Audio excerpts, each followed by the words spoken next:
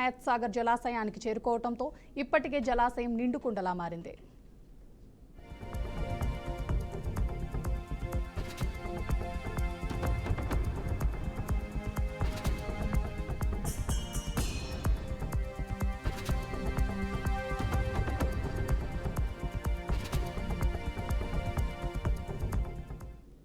రంగారెడ్డి జిల్లా చేవెళ్ల ఎగువ ప్రాంతాల్లో రాత్రి కురిసిన భారీ వర్షాలతో ఈసీ నది ఉవ్వెత్తున పొంగిపొర్లుతోంది. చేవెళ్ల మండలం దేవరాంపల్లి గ్రామం వద్ద ఈసీ నది నీటితో చుట్టుపక్కల పంట పొలాలు మునిగిపోయాయి.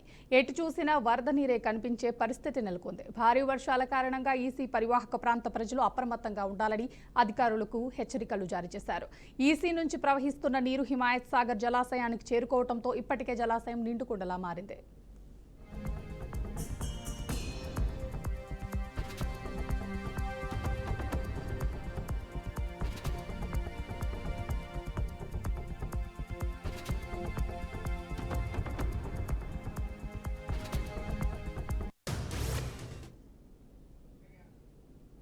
ప్రధానమంత్రి నరేంద్ర మోదీ ఈ నెల 26న అమెరికా వెళ్లనున్నారు. ఆయన ఐక్యరాజ్య సమితి సమావేశాల్లో ప్రసంగించనున్నారు. అంతర్జాతీయ వేదికపై భారత అభిప్రాయాలను వెల్లడి చేయనున్నారు. ఈ పర్యటనలో అమెరికా మాజీ అధ్యక్షుడు డొనాల్డ్ ట్రంప్తో మోదీ భేటీ జరిగే అవకాశాలు మెండుగా ఉన్నాయి. దీనికి సంబంధించిన ఏర్పాట్లపై ఇప్పటికే భారత విదేశీ వ్యవహారాల శాఖ కసరత్తు ప్రారంభించింది. ఈ పర్యటన నేపథ్యంలో రాజకీయంగా ద్వైపాక్షికంగా అనేక కీలక అంశాలపై చర్చలు జరగనున్నట్లు భావిస్తున్నారు. ప్రపంచ రాజకీయాల్లో భారత్ స్థానం, భవిష్యత్ దిశలపై ఈ పర్యటన ప్రాధాన్యత కలిగి ఉంది.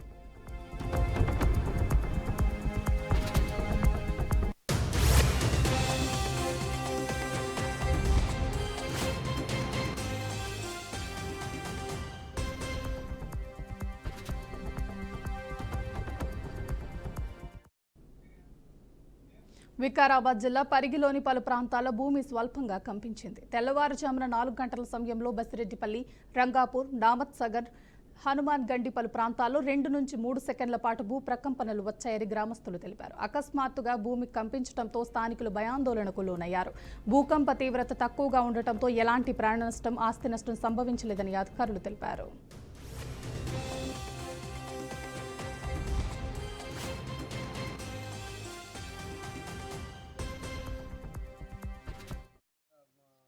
మండల్ వికారాబాద్ డిస్టిక్ రాత్రి 3 గంటల 58 నిమిషాలకు ఒక భూకంపం వచ్చినట్టు కాదు, ఒక సౌండ్ వచ్చింది. 2-3 సెకండ్లు వచ్చింది. అది మేము బయటికి వెళ్ళి చూసే వరకు ఇది ఏమంటారు మన యాక్సిడెంట్ అయ్యేదంటే మేము అనుకున్నాము. కానీ భూకంపం అది వచ్చింది, ఒక 2-3 సెకండ్లు వచ్చింది.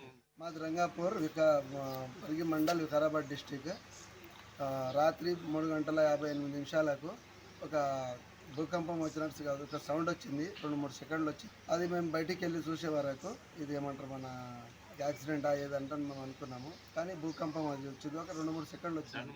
మాది రంగాపూర్ పరిగి మండల్ వికారాబాద్ డిస్టిక్ రాత్రి 3 గంటల 58 నిమిషాలకు ఒక భూకంపం వచ్చినట్టు కాదు, ఒక సౌండ్ వచ్చింది. 2-3 సెకండ్లు వచ్చింది. అది మేము బయటికి వెళ్ళి చూసే వరకు ఇది ఏమంటారు మన యాక్సిడెంట్ అయ్యేదంటే మేము అనుకున్నాము. కానీ భూకంపం అది వచ్చింది, ఒక 2-3 సెకండ్లు వచ్చింది. మాది రంగాపూర్ పరిగి మండల్ వికారాబాద్ డిస్టిక్ రాత్రి 3 గంటల 58 నిమిషాలకు ఒక భూకంపం వచ్చినట్టు కాదు, ఒక సౌండ్ వచ్చింది. 2-3 సెకండ్లు వచ్చింది. అది మేము బయటికి వెళ్ళి చూసే వరకు ఇది ఏమంటారు మన యాక్సిడెంట్ అయ్యేదంటే మేము అనుకున్నాము. కానీ భూకంపం అది వచ్చింది, ఒక 2-3 సెకండ్లు వచ్చింది. మాది రంగాపూర్ శ్రీ సత్యసాయి జిల్లా హిందూపురం ఎమ్మెల్యే ప్రముఖ సినీ నటుడు నందమూరి బాలకృష్ణ నేడు రేపు 2 రోజుల పాటు నియోజకవర్గంలో పర్యటించనున్నారు. 2 రోజుల పర్యటనలో భాగంగా నియోజకవర్గంలో నేడు చిలమత్తూరు ఎంజేపీ పాఠశాలల్లో 8,60,00,000తో నిర్మించిన ల్యాబ్స్, విద్యార్థుల వసతి గృహాలను ప్రారంభించనున్నారు. అనంతరం పలు కార్యక్రమాలకు శంకుస్థాపన చేయనున్నారు. అలాగే ఇరిగేషన్ అధికారులతో సమావేశమై సమస్యలపై చర్చించనున్నారు.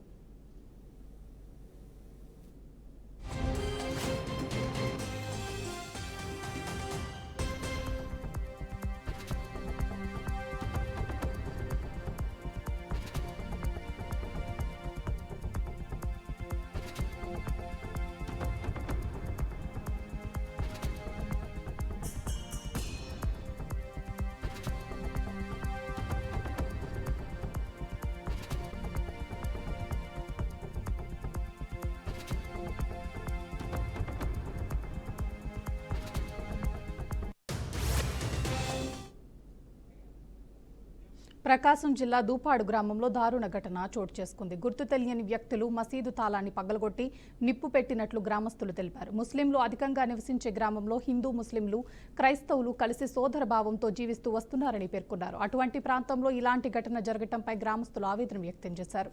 మతాల మధ్య కలహాలు రేపే ఉద్దేశంతోనే దుశ్చర్యకు పాల్పడ్డారని అనుమానం వ్యక్తం చేస్తున్నారు. ఘటనకు పాల్పడిన వ్యక్తులను త్వరగా గుర్తించిన కఠిన చర్యలు తీసుకోవాలని డిమాండ్ చేశారు. ఘటనపై కేసు నమోదు చేసి పోలీసులు దర్యాప్తు ప్రారంభించారు. గ్రామంలో ఉద్రిక్తతలు ఏర్పడకుండా బందోబస్తు ఏర్పాటు చేశారు.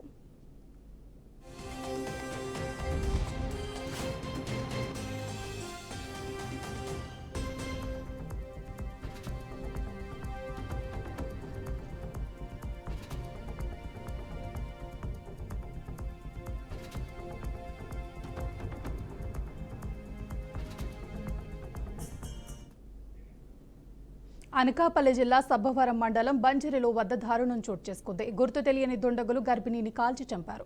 స్థానికులు సమాచారం మేరకు ఘటనా స్థలానికి చేరుకున్న పోలీసులు డాగ్ స్క్వాడ్ క్లూస్ టీం ఆధారంగా విచారణ ప్రారంభించారు. సంఘటనా స్థలాన్ని అనకాపల్లి జిల్లా పోలీస్ సూపరింటెండెంట్ తుహిన్ సిన్హా స్వయంగా పరిశీలించారు. కాళ్ళు చేతులు కట్టి గొంతు నులిమి హత్య చేసిన ఆనవాలను సేకరించారు. సంఘటనా స్థలాన్ని ఎమ్మెల్యే పంచకర్ల పరిశీలించి సంఘటనపై ఎమ్మెల్యే పోలీసులు వివరాలు అడిగి తెలుసుకున్నారు. ఈ కేసును ఛేదించేందుకు ప్రత్యేక పోలీసు బృందాలను ఏర్పాటు చేసినట్లు తుహిన్ సిన్హా వెల్లడించారు.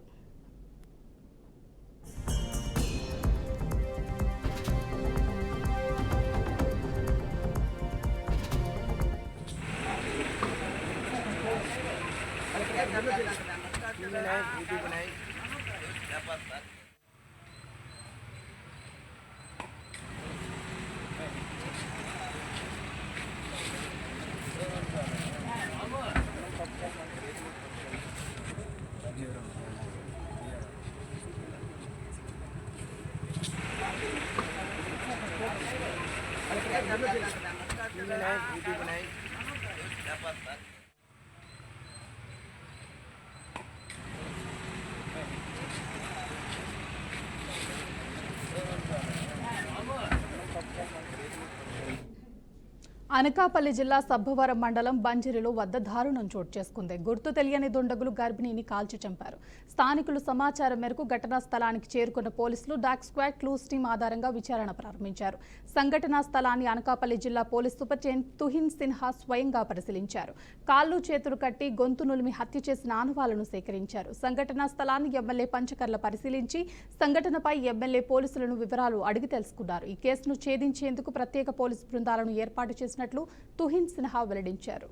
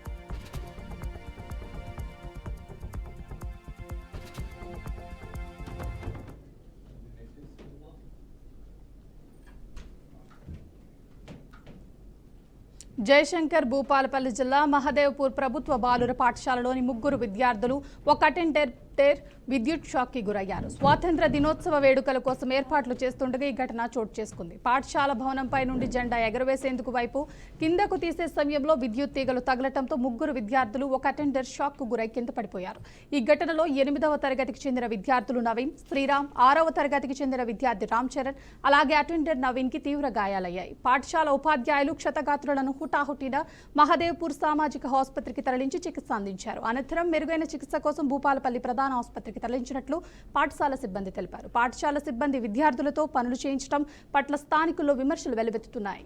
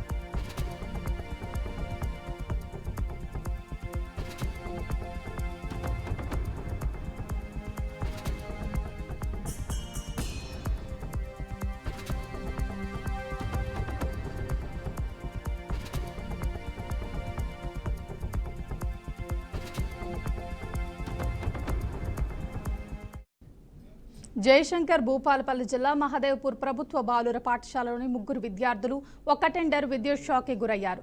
స్వాతంత్ర దినోత్సవ వేడుకల కోసం ఏర్పాట్లు చేస్తుండగా ఈ ఘటన చోటు చేసుకుంది. పాఠశాల భవనంపై నుండి జెండా ఎగరవేసేందుకు వైపు కిందకు తీసే సమయంలో విద్యుత్ తీగలు తగలటంతో 3 విద్యార్థులు ఒక టెండర్ షాక్కు గురై కింద పడిపోయారు.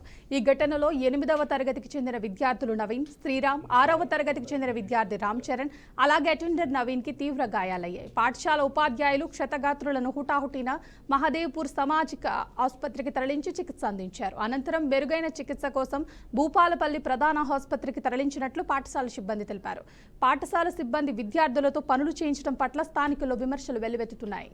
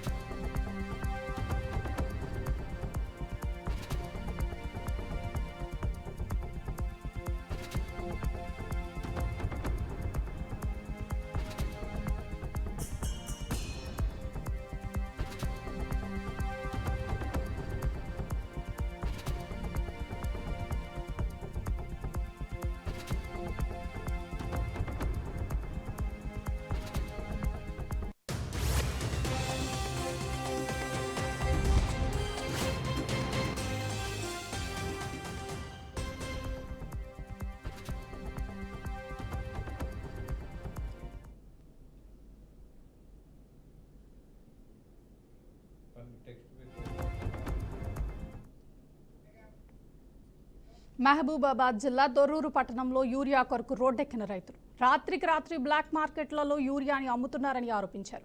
దీనిపై బీఆర్ఎస్ నాయకులు రైతులకు సంఘీభావం తెలుపుతూ గతంలో తమ ప్రభుత్వంలో రైతులు ఎరువుల కోసం ఇబ్బంది పడలేదని పేర్కొన్నారు. రైతులు వరంగల్ ఖమ్మం జాతీయ రహదారిపై ధర్నా నిర్వహించారు. ఆధార్ కార్డు ఆధారంగా 2 బస్తాలు ఇవ్వాలని, కానీ సకాలంలో ఎరువులు అందక రైతులు ఆవేదన చెందుతున్నారని వారు పేర్కొన్నారు. 500 బస్తాలు రాత్రికి రాత్రి అయిపోయాయని, సెంటర్ నిర్వాహకులు వారిని బెదిరిస్తున్నారని ఆవేదన వ్యక్తం చేశారు. రైతుల కోసం ప్రభుత్వం సకాలంలో చర్యలు తీసుకోవాలని, లేకుంటే తీవ్ర నష్టం జరగబోతుందని హెచ్చరించారు.